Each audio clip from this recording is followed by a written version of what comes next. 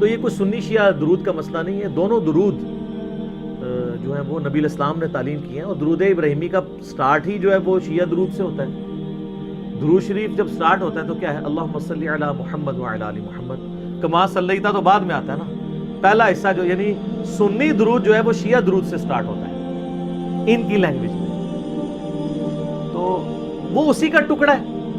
آپ فقہ حنفی کی ساری کتابیں اٹھا کے دیکھیں، وہ کہتے ہیں کہ اگر جماعت کھڑی ہو جائے اور آپ سنتے پڑھ رہے ہوں تو آپ جماعت میں شامل ہونے کے لیے التحیات للہ والصلوات پڑھ کے نا عبدہ و رسولہ تک تو آپ پڑھیں اللہم صلی علی محمد و آل محمد اور سلام پھیر دیں، تو آپ کی نماز ہو جائے گی تاکہ آپ کی رکعت نہ رہ جائے۔ تو یہ تو بہار شریعت میں لکھا ہوا ہے درود۔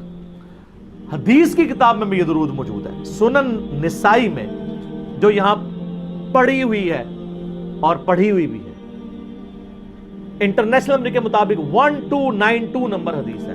یہ مجھے زبانی سے یاد ہے، 12 اور 92 دونوں نسبتیں ہیں، 12 ربیع الاول کی نسبت اور 92 محمد کے حروف ابجد صلی اللہ علیہ وسلم، اور ایک نمبرنگ میں 1293 ہے۔ اسلام 360 میں آپ کو 1293 ملے گا، 1293۔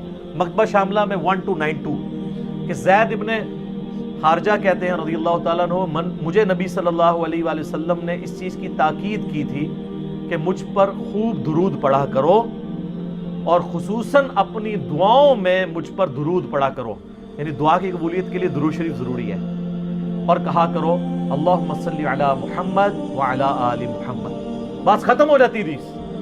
یہ اتنا حصہ نبی الاسلام نے بھی تعلیم فرمایا ہے۔ تو یہ شیعہ درود سنی درود نہیں ہے، درود سنی اور شیعہ نہیں ہوتا، جیسے وہ سید کہتے ہیں جی سید سنی اور شیعہ نہیں ہوتا، سید سید ہوتا ہے۔ تو درود بھی سنی اور شیعہ نہیں ہوتا، درود درود ہوتا ہے۔ تو یہ سنن نسائی کے اندر یہ درود موجود ہے، بلکہ آپ کو پتا ہوگا کہ دارالندلس والوں نے اذکار کارڈ چھاپے نا، تو اس میں انہوں نے ایک اپنی طرف سے درود بنا کے لکھ دیا۔ تو میں نے ان کو کہا اللہ کے بندو یہ تو درود کہیں ہے نہیں ہے، تم نے اگر مختصر درود لکھنا تھا نا تو تم لکھتے اللہم صلی علی محمد وعلی آل محمد، ان کو پورا خط لکھا۔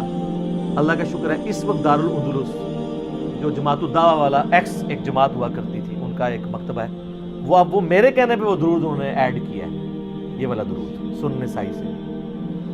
تو یہ درود شریف آپ پڑھیں، اور جامعہ ترمذی میں 593 نمبر حدیث ہے بڑی مشہور۔ عبداللہ ابن مسعود کہتے ہیں کہ ایک شخص نبی علیہ السلام بیٹھے ہوئے تھے اور صحابہ کرام بھی، آیا اس نے نماز پڑھی اور اس کے بعد ڈائریکٹ دعا مانگنی شروع کی، تو نبی صلی اللہ علیہ وآلہ وسلم نے فرمایا دعا مانگنے والے نے جلدی کی۔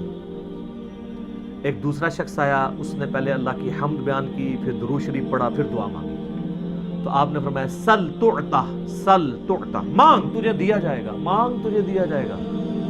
اور جو وہ جلدی والا تھا نا پہلے والا، اس کو بلا کے آپ نے فرمایا کہ دعا کرنے کا یہ طریقہ نہیں ہے، پہلے اللہ کی حمد بیان کرو، پھر مجھ پہ درود پڑھو، اور اس کے بعد اللہ سے دعا مانگا کرو۔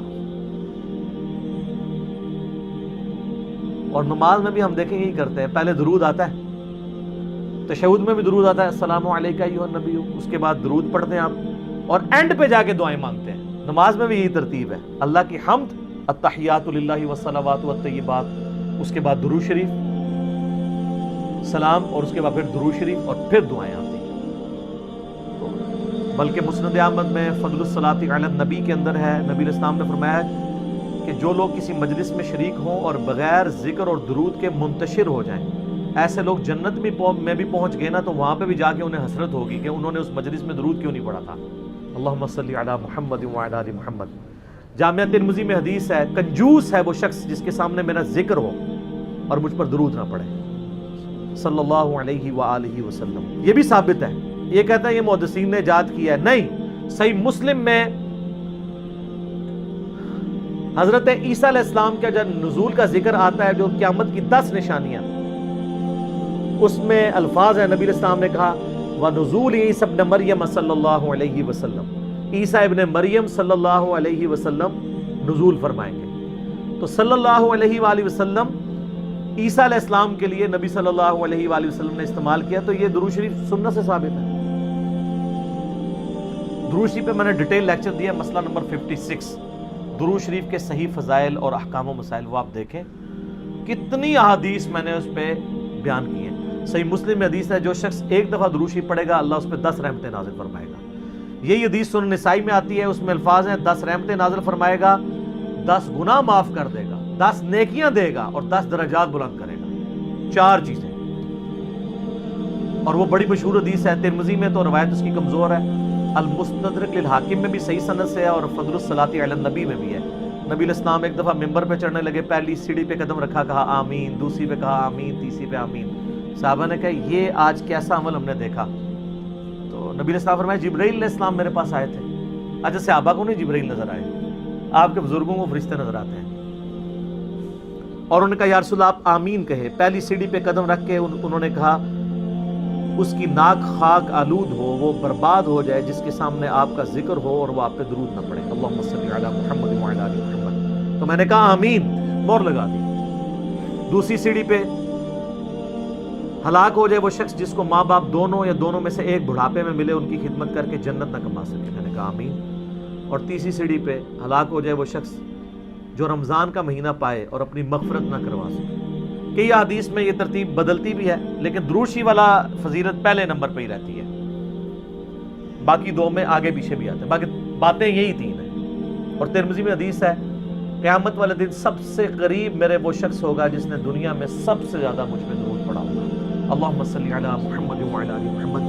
درود شریف کے فضائل پہ کتاب ہے, آج سے 1200 سال پہلے امام بخاری اور امام مسلم کے ہم اثر ہیں, قاضی اسماعیل مالکی, المتوفا 287 ہجری, 107 یا 108 احادیث اور آثار درود شریف کے فضائل پہ جمع کیے ہیں. اردو میں ترجمہ ہو چکا ہے, شیخ زبیر صاحب کی تحکیم بھی ہے, شیخ البانی کی بھی. ہماری ویب سائٹ پہ آپ کو 12 نمبر کتاب وہ ملے گی فضائل درود السلام پہ. باقی مسئلہ 56 میرا 2 گھنٹے کا ہے, درود شریف کا ہر مسئلہ میں نے اس میں کلیر. تو کوئی درود سنی اور شیعہ نہیں ہوتا, درود ہوتا ہے.